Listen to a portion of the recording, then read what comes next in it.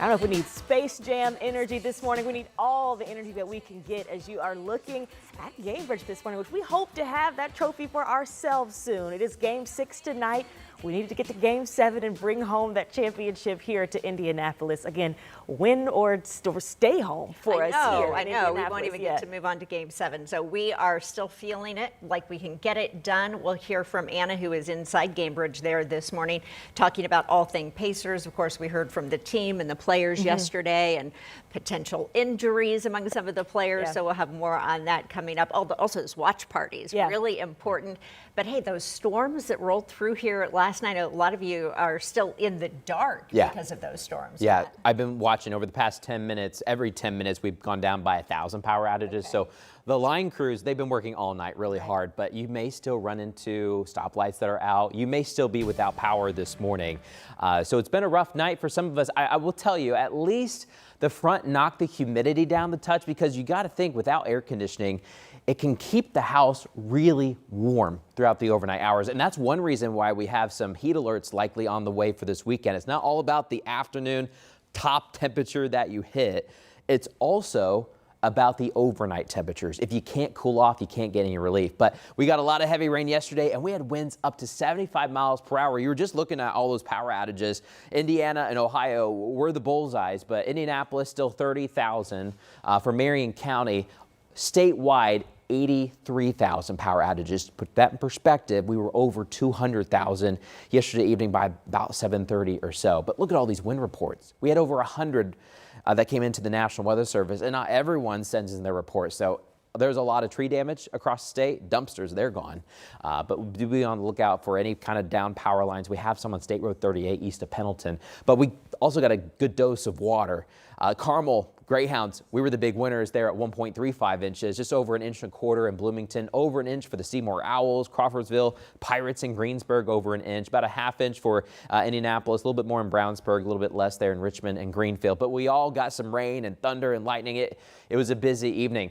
This morning, things are a little bit quieter. We have a couple little breaks in the clouds. I do think we'll get more and more sun throughout the day today, so we'll track that. We'll also be tracking some of these leftover downpours that are pushing across north central Indiana. In the meantime, let's go ahead and talk about traffic this morning. We do need to get you to I-65 in the northbound lanes in the Greenwood area, right on the county line there with Marion County and Johnson County. By the way, gas prices, our average today, $3.08. So if you see a $3.25, make sure you maybe continue on, because there might be a cheaper price there eventually. But I'm going to pull up traffic here in just a moment. I think the system froze for just a minute, but this is a live look outside. All right, 65 north from County Line Road. We do have a crash. It looks like the outside 2 lanes remain open and are moving, but we do have about a mile or two back up into Greenwood. Northbound lanes are going taillights headed north, headlights headed south. Southbound lanes are fine right now. Julia?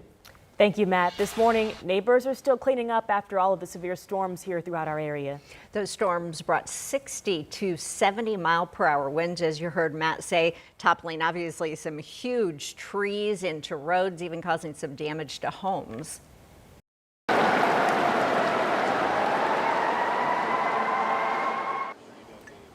Now, that's when you heard the sirens going off. Waylon Eli and his sister were home alone at the time when they say they heard that storm rolling in. The wind blowing so hard that tree came crashing right through the roof of their home. Now, thankfully, they weren't hurt, but Mom was shocked when she came home.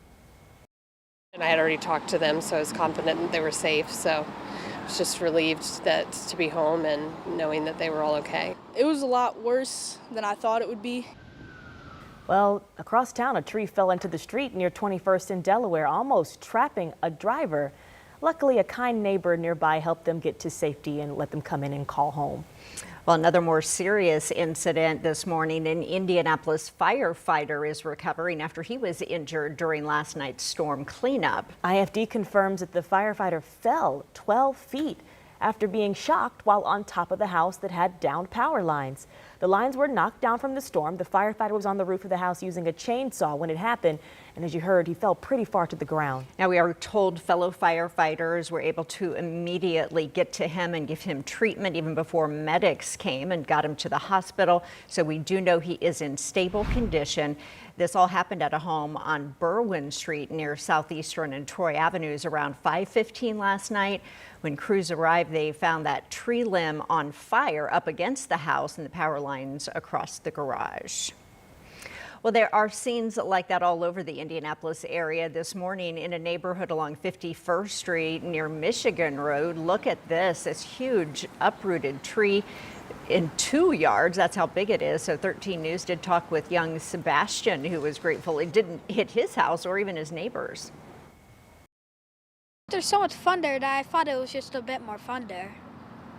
So when you came outside and saw this, what was your immediate reaction?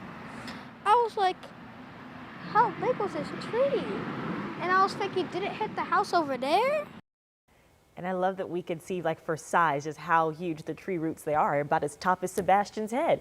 And take a look at this. That's not a spaceship that landed in Indy. Sean Ash actually says it's a pretty simpler explanation for this situation near 21st and Arlington. He says a radome from a defunct radar at the old Raytheon site was knocked off a building during the severe storms. But people that were living by, stopping by to take a picture, say that they were also surprised it didn't hit anything on the way down. I thought, sure, if it came from over there, it had to be high enough to go over the houses and then just boom, because that's what it sounded. That loud sound sounded like a big, I don't know, like a bomb almost, but I thought it was thunder. And like I said, the wind was blowing, rain was pouring down. Right now, there are still thousands of Hoosiers without power here in central Indiana. You can take a look here at the power outage map. This is from AES specifically. Right now, they tell us there are 31,000 customers without power still this morning. For Duke Energy customers, right now, there are about 31,000 customers without power. As Matt said, he's been checking these periodically, and we'll keep doing that throughout the morning and let you know the latest updates when we can.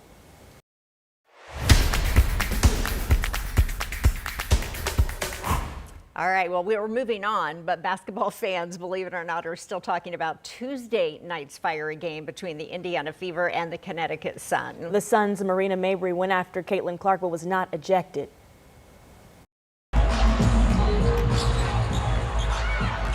Hustling away. I mean, is that displacement?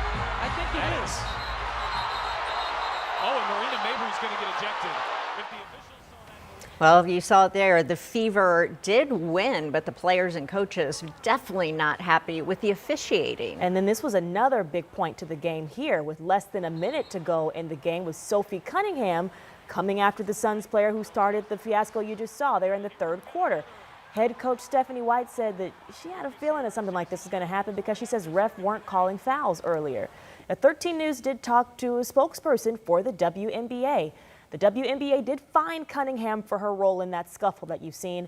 Marina Mabry's shove to Caitlin Clark has been upgraded to a flagrant 2, which comes with an automatic fine. And no players will face suspensions, though, over what happened during that game. All right, who needs to travel the call all the way to California when you can see the game right here on WTHR? Stick around for 13 News at 11 right after that game tonight. And of course, as we know, tonight is a must-win for the Pacers. They need it to actually stay alive in the NBA Finals. A huge moment for the team. We haven't been to the finals in more than 2 decades now. We know the team is trailing the Thunder 3-2 in this series. In Game 5, the Pacers tried to stage that fourth quarter comeback, only for the Thunder to hold them off. Tyrese Halliburton is right now dealing with a lower right leg injury. So the issue apparently got worse during Game 5. We could see him there as he was kind of touching it tenderly in the middle of the game. So he is listed as questionable for tonight. Rick Carlisle says this will be a game day decision on if he plays or not. So tonight it will be a gold out at the game at Gamebridge. And Anna Chalker is there this morning. So Anna, what are the fans looking forward to tonight and how can they show up and show out? Good morning. Hey there, ladies. Good morning. This is the game we want the fans to show out for. We've got Jeremiah Johnson this morning to talk about that. You know, it's a big game, big for this team.